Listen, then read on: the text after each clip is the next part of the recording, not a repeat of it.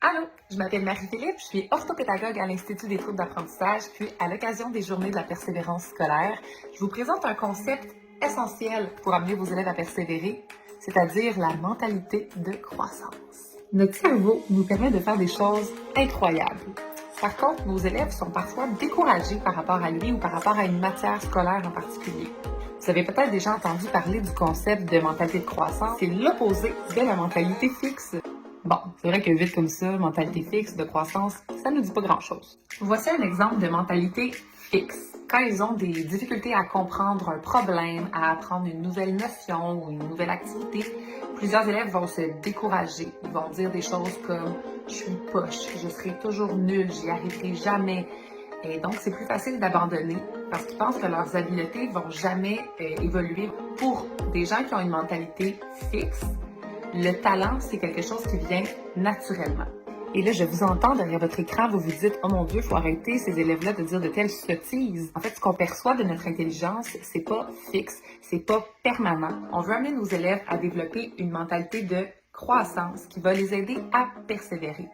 Donc, dans une situation similaire, un élève qui a une mentalité de croissance pourrait se dire « OK, les maths, c'est un défi pour moi, mais je sais que je vais y arriver avec du travail, avec du temps. Je peux m'améliorer, mes habiletés peuvent évoluer, donc ne sont pas fixes pour toujours. » La mentalité de croissance, c'est une façon positive de penser qui nous permet de comprendre qu'on peut apprendre de nos erreurs, de nos défis, de nos échecs, puis qu'on peut les voir comme des occasions de nous améliorer.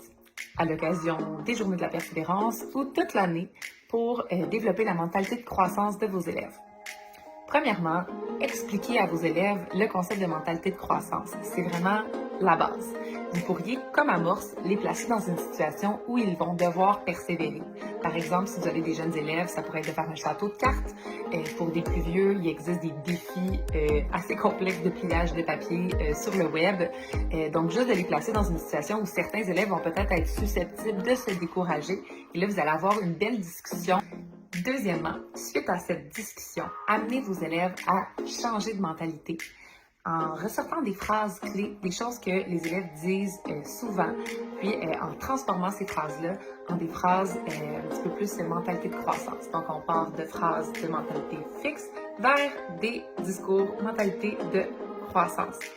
On a justement un document clé en main à ce sujet que vous pouvez utiliser comme point de départ pour cette activité-là. Troisièmement, la littérature jeunesse est un allié puissant pour démontrer dans différents contextes des protagonistes qui ont des mentalités fixes ou de croissance, puis avoir des belles discussions avec vos élèves pour faire des liens avec leur propre vécu. Quatrièmement et finalement, rappelez aux élèves que le cerveau s'entraîne comme un muscle. On ne développe pas des muscles en faisant rien. Ça prend des efforts. On échoue, on apprend, on recommence. Puis c'est dans des moments difficiles comme ça que nos neurones dépendent les uns des autres et créent des connexions. Ces connexions-là vont faire en sorte que notre intelligence va se développer toute notre vie.